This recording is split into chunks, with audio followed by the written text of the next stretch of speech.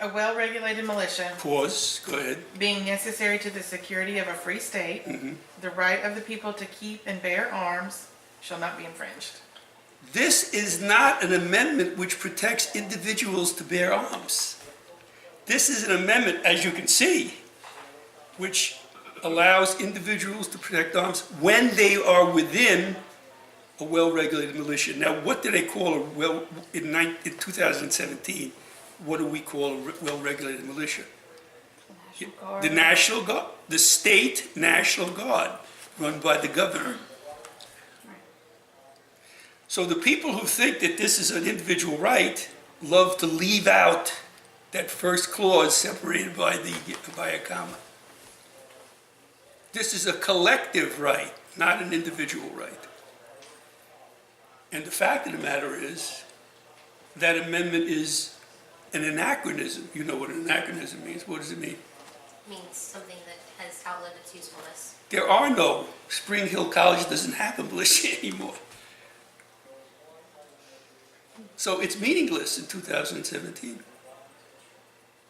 Did you know that last week, it hasn't gone to the Senate yet, but the House of Representatives initiated a law allowing mentally ill people to buy guns? I saw that. And they're using the Second Amendment as a justification. I mean, that really is, we're talking about Nutsville. That really is Nutsville. Isn't this one of the amendments that you would want the original intent to be exactly what it is instead of the others? Exactly, and then once you know it, you say it means meaningless today. Right. This country is a country that loves guns. It goes back to our, I mean, again, you have to look at our history and the influence of the frontier on American culture. I mean, these people had to have guns. They had to have guns to protect themselves from natives. They had to have guns to feed themselves. I mean, it just was a staple of their life. And that's been passed down to us through our history. There's no way, culturally, and therefore no way legally, that this country could ever bar American citizens from owning guns. However, how would you compare the Second Amendment and its importance to, let's say, freedom of speech and press and religion? How would you compare it? I mean, I would say freedom of speech is more important. Well, I mean, it certainly is equal, and I would say more important. Now, are there regulations on freedom of speech? Yeah. Are there regulations of freedom of religion, Yep. press, assembly? But we don't allow any regulation on freedom to own guns. So we have to be realistic about this. You cannot bar people from owning guns, licensed guns. But surely there have to be rational regulations. Why would a person ever need an assault rifle? What possible? To fight the hogs. Well, that's interesting. You were the student in class. I remember that student very well. I made that point, and he said, I'm a farmer. He was adamant about it. I had never thought of it. He said, these wild hogs have no natural enemies. They proliferate by the millions, and they just decimate our crops. He said the only way we can hope to deal with them is to take a machine gun and kill them all. And we also eat the meat, he said. And he was right. So in a case like that, in an extraordinary case like that, you could go and get a license for it, I suppose.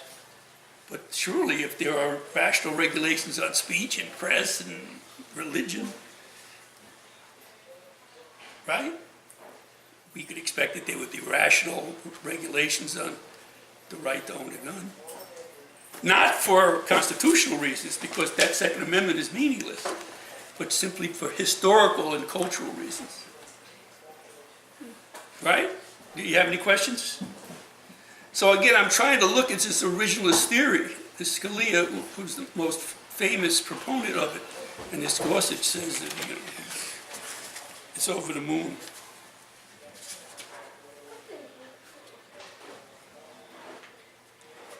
Now, but But the coup d'etat on this originalist view really goes to the Ninth Amendment. The Ninth Amendment is the amendment that nobody remembers. Really, nobody remembers it. So get your Ninth Amendment. Go ahead, get Noah and read it for me. The enumeration. No one remembers this, but it's so important. Go ahead. The enumeration in the Constitution of certain rights, comma, shall not be construed to deny or disparage others retained by the people. Did you hear that? Now listen to me. At the Constitutional Convention in Philadelphia during the spring and summer of 1788, the question came up, shouldn't we add a Bill of Rights to the original Constitution? This is during the spring and summer of 1788.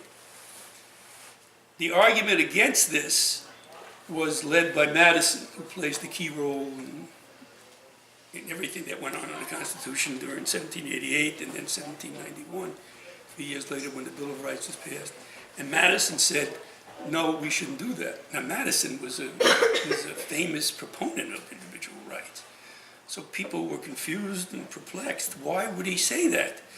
And the answer he gave was very profound. He said, because if we list rights, this will allow future tyrants to rob us of rights that we've accumulated over the decades and centuries that weren't even thought of in 1791. Isn't that profound? 3 years later, Madison changed his mind and he said, I think we do need a Bill of Rights. But his original argument had not left his mind. So he insisted on this Ninth Amendment. Let's read it one more time, which is exactly what he said. The enumeration in the Constitution of certain rights shall not be construed to deny or disparage others retained by the people. So others would include abortion. Surely they didn't want to legalize abortion in 1788. Gay marriage. It never was their intention, the wildest imagination, that they would allow in school integration. So what I'm trying to show you is that this originalist theory, just like Jim Crow, is inherently unconstitutional. Don't you see it? The Ninth Amendment kick. They always use the 14th Amendment to justify gay marriage, to justify school integration. Nobody ever talks about the Ninth Amendment, which ends the conversation right there. If you can prove, here you can use your voting statistics, your polls. All you have to do is show that the majority of the people believe in gay rights, school integration, abortion, which they do, by the way. Then you could say, this is one of the rights that have become part of our culture that didn't exist back in 1791. And these new rights are protected by a very clearly worded Constitution reference to this in the Ninth Amendment. So this is just nuts. I mean, it's just nutty. So I guess the icing on the cake is, in 2000, you recall the presidential election was Bush and Gore. I mean, you know, it was just crazy. And it all came down to Florida. And they allowed local voting districts to print their own voting. It was all done on paper, not on machines. They had those chads, you know. And Dade County was the county that they were having the most problems with. Now, the average age of people in Dade County, as you may or may know, is like 95. So they'd have the candidate, and then next to the candidate, they'd have something you had to take like a pin and push in. But the candidates' names were very close to one another. And these pin pushing things were oddly arranged. George Bush had made it clear that he wasn't a big fan of Social Security. Remember, he wanted to privatize Social Security, which meant he would leave to our grandparents the power to buy stocks with their Social Security. Now remember, 5 years later, the stock market went into the toilet. Right? So all of this, the savings would be gone, just like in 1929. What happened? Like 12 years George ago? Bush was famous for, among other things, favoring privatization of Social Security, where the money that they collected from you as you worked would then be given back to you when you retired, and the proposition was that you would use that money and put it into the stock market. Are you with me? 5 years later, the stock market was gone. So all this money that these people had accumulated through Roosevelt's Social Security program would be lost. You follow me? So Dade County, they determined, voted like 80% for George Bush. Now that couldn't possibly be true. So they found that that was the problem. People who couldn't see were putting the wrong. And they all said, did I really vote for, I didn't intend to vote for George. So this was, so they went to the state Supreme Court. The state Supreme Court said, well, of course you have to recount those ballots. It's crazy. Remember those guys looking at the ballots like this and trying to figure? So they asked, so the Bush team took this case to the Supreme Court. Now the Bush team knew that the Supreme Court had a strong tendency for originalism. And I've just reminded you something you knew already, that the Founding Fathers were more fearful of a tyrannical national government than they were even of England or France or Spain or Russia, right? So the Supreme Court in 2000 had made it clear that they were very strong on the 10th Amendment, protecting states' rights. Of course, that's originalism. That's how the Founding Fathers felt. They were more fearful of the national government than even England, Spain, or France, or Russia. So now the Bush team wants this Supreme Court that has pre-announced that they're heavy into states' rights to overturn the state Supreme Court decision that Dade County has to be recounted. And guess what the Supreme Court did? So now you can see what bullshit this is. I mean, I don't know what more evidence can I give. So what happened is that like the state one or Bush? The Supreme Court They said stop counting. making clear throughout its existence, led by guys like Scalia and Roberts and people like that, that they were strong advocates of states' rights, overturned the state Supreme Court decision to recount Florida's votes. Now remember what originalism is. Originalism is two things. The first thing is judging should be politically neutral.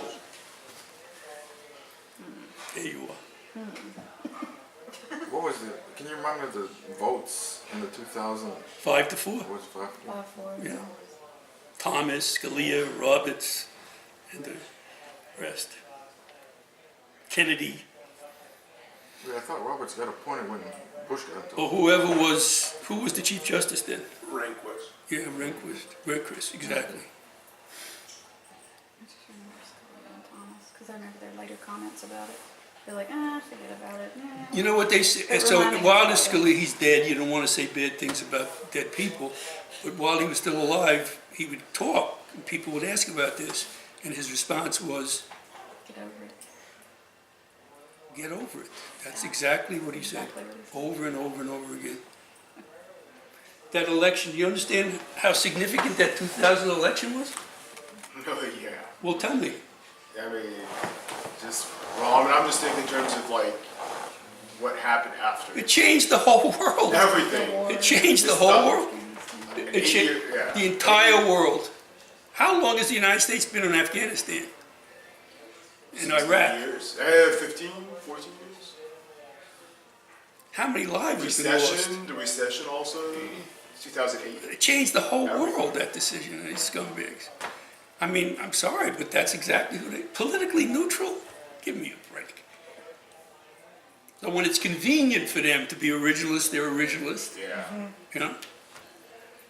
So the American, millions and millions of lives of innocent Iraqis and Afghans and Syrians have died. They call that collateral damage. So was this Millions, To this day, we're suffering. millions. was the Supreme Where is Court- your family from? Well, my family's Palestinian, but I have like relatives across the Middle East. But Collateral. They sent a I AM. fear, like with Trump now, that the damage can expand. I mean, I actually have an uncle in Libya that my mom's been like trying to bring to the U.S. since like 20 years ago, and this ban, since Libya's on the list. My uncle's a doctor, and he's basically thinking about his kids' futures and their college. Of course. They're all in college. His daughters are in college. His son, like his eldest son. So he wants to get them away from all the chaos. But like the past 20 years, it's been hard. And now with this ban, it's basically sealed that it ain't happening. They sent an AMA group over in 2010, and their charge was to go to all the morgues and try to figure out what were the causes of the deaths of literally millions of people in Iraq and Afghanistan. And it was all through bombs, American bombs. Chemical warfare. Chemical war, and American bombs dropped on the wrong people, mostly from drones. In other words, they wanted to see who didn't die from like tuberculosis or from the flu, and that's what they discovered. And they also discovered how much the war, this was 2010. Do you remember what they said the war had cost by then? $3 trillion. It cost the United States $3 trillion. Yeah. So that election in 2000, where these guys conveniently all of a sudden forgot about originalism, changed the world. $3 trillion. That's 2010. And that's 7 years ago.